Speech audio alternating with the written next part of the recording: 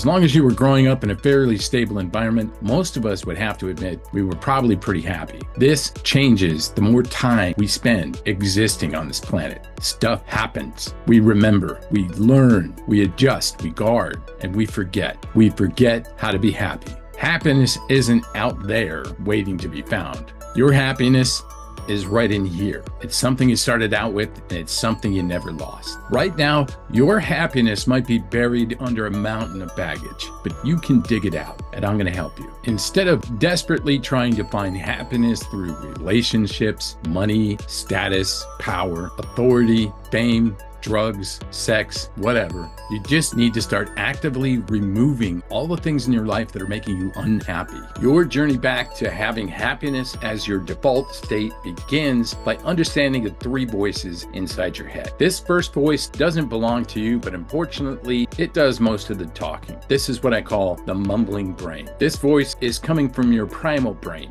and it's constantly whispering to you. I call it the mumbling brain because it really doesn't make much sense. It's more like noise, a low rumbling chatter, like someone trying to talk to you from another room. To complicate things, your mumbling brain doesn't always use complete words. What it's telling you often doesn't even really make that much sense. It comes through only in random, broken squirrel thoughts. And this is what makes your mumbling brain so dangerous. Your mumbling brain really isn't paying much attention to you. It's way too focused on what's happening to it, what it's feeling, what it's seeing, what it's hearing, what it's smelling, what it's remembering. It's constantly filtering all of this information back through deep catalogs of buried memories and circumstances and events, all of which are burned deep into your memory. And the results get spit back out in bundles and bundles of constantly flexing strings of data called thought vectors. In AI systems, vectors are used to complete thoughts and get things done. They're very useful to a computer. Computers don't have emotions breaking their vectors up. If this and this and this are present, then this is the only outcome. It's cut and dry,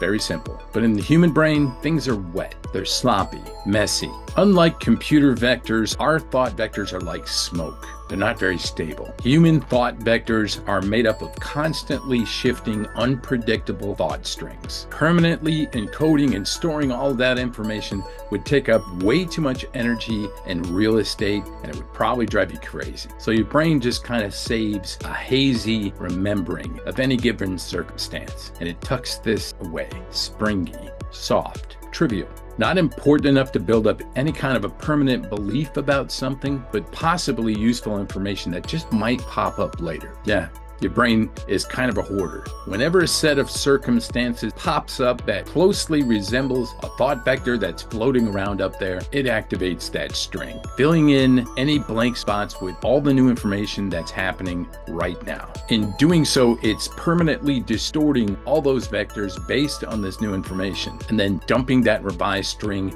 back into your brain soup. Over time, if you don't address what's happening by taking time out to actively sort through what's fact and what's fiction so you can permanently resolve some of these thought vectors, something I teach through thought filtration meditation, which I'll get into in my next video, these vectors run the risk of turning into emotionally charged memories, which leads me to the next voice in your head. The emotional hijacker is the voice that takes over whenever your babbling brain keeps rambling on about something over and over, trying to get you to respond to a thought vector that keeps popping up. It wants you to do something, but the only way that it can make this happen is to tie one of your thought vectors to an emotion. Maybe one of those wobbly thought vectors is some distant memory of a time when you felt lost and abandoned. Maybe your parents took your brother to a movie because you wouldn't wake up on a Saturday morning. Maybe you got separated in a big department store, leaving you standing there all alone. Maybe you moved to another state ahead of your partner with the complete understanding that they were going to wrap things up and then join you there. And then you got ghosted. And yeah, that actually happened to me. Your emotional hijacker comes out when you least expect it, and it can be pretty damn forceful. Have you ever started saying something that you immediately regret, but you couldn't stop yourself? It just kept coming out and coming out and coming out. Have you ever felt your face blush from sudden embarrassment? Have you ever felt that anger rising or the pit of your stomach dropping out of fear or shock? Maybe you tear up. Maybe you just freeze. That's the emotional hijacker stepping up to the microphone. And there's absolutely no telling what's going to come out of its mouth. You got to really watch out for this one, because once it takes over, it's very, very hard to get it to shut up. This is the voice that spouts profanity, that accuses, that gets jealous, that tells off your friends or your partner or your boss. It's all the words that come spewing out of your mouth that have you wondering later, what the hell was I thinking? The active narrator voice in your head is you. It's the real you. And it's more than your real conscious voice. It's you being 100% completely aware that you are the one doing the speaking, and that you're speaking to yourself, that you're actively listening. It's like you're writing a book about what's happening in real time. It's pretty cool. And it sounds something like this. Wow, this is really pissing me off right now. It would probably feel really good to tell this person off, but I won't, because that would only create problems for me later. I would be letting my emotional hijacker voice take over, and they're an idiot. Besides, I look way cooler right now by not losing my cool and popping off. Let's just sit back for a moment and listen.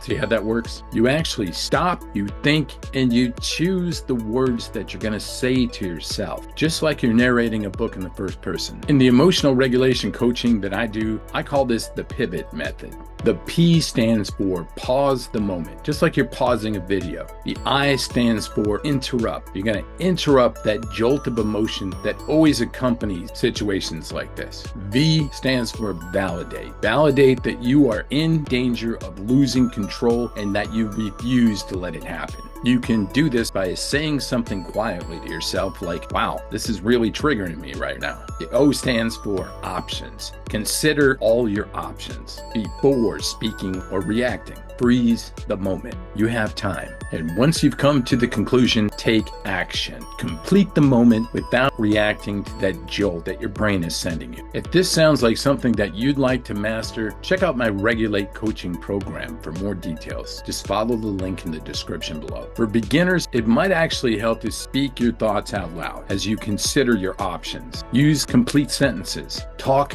directly to yourself. Then take the time to very carefully formulate complete thoughts before you speak. Otherwise, you're just creating more distorted thought vectors. And there you have it. The three voices in your head revealed. You know, waking up on purpose isn't about pretending that life doesn't hurt. It's not about fighting the noise in your head. It's about taking the time to learn how to interrupt the mumbling brain and refusing to let the emotional hijacker run the show. Hey, if you like what you're finding here, please hit that subscribe button and drop a comment below about which voice is loudest in your head today.